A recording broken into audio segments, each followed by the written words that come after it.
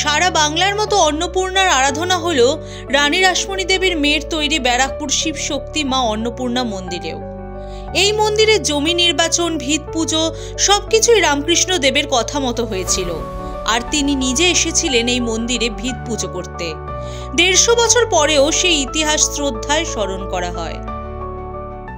এই মন্দিরের বৈশিষ্ট্য হচ্ছে ঠাকুরের রামকৃষ্ণ দেবের আদেশে এই মন্দির জমি নির্বাচন 4 বার উনি এই মন্দিরে এসেছিলেন।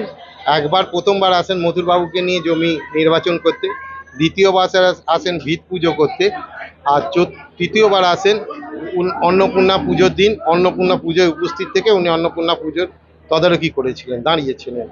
আর চতুর্থবার এসেছিলেন 1882 খ্রিস্টাব্দে অন্নপূর্ণা পুজোর দিন লাটু মহারাজকে নিয়ে দক্ষিণেশ্বর থেকে দ্বাদশ গোপাল দর্শন করেন, মহেশের রথ টানেন, ওখান থেকে সিধে উনি অন্নপূর্ণা ঘাটে আসেন ফেরার পথে।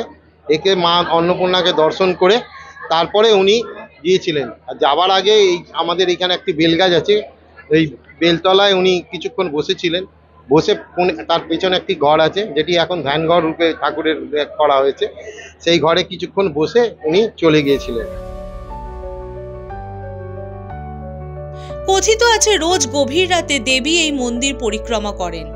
দক্ষিণেশ্বরে কালী মন্দিরের আদলেই তৈরি হয়েছিল এই অন্নপূর্ণা মন্দির। এখনো প্রতিদিন দেবীকে মাছ ভাত ভোগ হিসেবে নিবেদন করা হয়।